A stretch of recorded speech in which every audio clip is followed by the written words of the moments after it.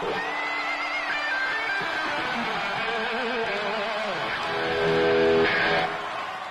here we are backstage again at WinterStorm 2023 with Jim. Jim, you've just come off stage. Rapturous applause. Yeah, it's a great gig, really great gig, and it was sort of nice to... I've been involved with the history of the festival for a long time, so it was nice to get up there and do my set with my band, after all this time, yeah. Yeah, and you had the Status Quo drummer on there behind you as well. Leon Cave playing drums with us, who, Status Quo drummer for the last 10 years, so he's a great player, really great player. Fabulous stuff. And as I said, WinterStorm, it's a wonderful location, isn't it? I mean, it's an unusual location. Let's say that. It's right on the sea and it's kind of tucked away in Scotland, but it's a lovely location, great building. Everything just seems to work. Yeah, absolutely. It's, I know the organisers of the festival, and I was a bit involved with the very first festival. I thought they were crazy when they said they wanted to do a rock festival in Troon in November. I thought, that's, obscene. It's just going to be freezing cold.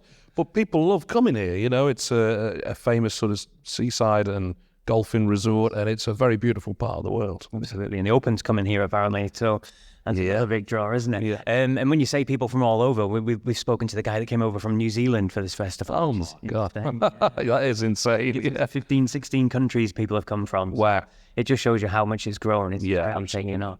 But anyway, we were just walking through the hall there just to bring you to the backstage area, and people are patting you on the back, and it must be really nice because it's your solo material, isn't it? Yeah. And it went down a storm. Yeah, I mean, it's kind of a pretty new thing for me, really. I've always done little bits and bobs, but it was mainly during the lockdown that I decided, well, I'm going to put some solo stuff out, seeing as I've got the time to do it.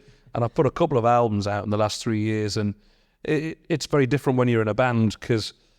if people like it, you can sort of take the glory of it. If they don't quite like it, there's 5 of you to shield the sort of criticism or whatever. But when it's yourself, that's a different kettle of fish altogether. And I put the first solo album out, and it just got amazing reviews. And then I put the second one out and thought, oh God, how am I going to beat the first one? And that got great reviews. I don't know whether it's great or not, but the reviews were good. And it's very different, really. I'm so used to having somebody else front it and sing it and just doing my bit in the corner, and then to go out and be that person, and you have to think in a different way, and then when you get a reaction like that, it's pretty satisfying, to be honest with you. So, if anyone's not aware, Dead Man Walking's your last album that came out. Yeah. A great reception, as you said, and England's answer to Joe Bonamassa. That doesn't get more highly rated than that, does it? I'm not really sure about that quote. I don't think anybody's Joe Bonamassa really, apart from Joe Bonamassa. But if people think it's similar, then that's cool by me. But I'm not endorsing that, Joe. Okay. So absolutely. And you're sticking around for the rest of the night? You're going to catch the rest of the bands? Yeah. I'm here for the night, and looking forward to catching a few people. And I know Focus are playing next, and I love them. So yeah.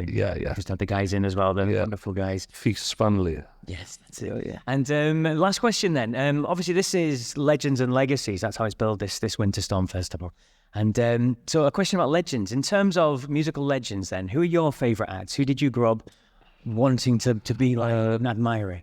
I think, my original guitar hero was Brian May, and I just wanted to be him, I think, really. And then you kind of, you get into something and you sort of wring every last drop out of it, and then you think, well, who were they influenced by? And then you go and then I discovered Jimi Hendrix through that, and that blew me away completely. And I mean, I like a lot of music and a lot of different genres, and there's a lot of very obscure stuff. But I think growing up, a lot of it was fairly obvious. I was a big Hendrix fan. I was a massive Beatles fan, and a lot of the big hitters, really. And then you kind of go off in other paths. But I think growing up, Jimi Hendrix was the one for me. That was, and actually, a friend of mine said to me the other day, he's better now than he was then, and that's how I feel about it. It's just never got bored of it at all. And that's how legacies work, I guess. Yeah, absolutely. Well, Jim, it's been an absolute pleasure chatting with you. Likewise. Thank you so much for your time, and brilliant set. Yeah, thank you.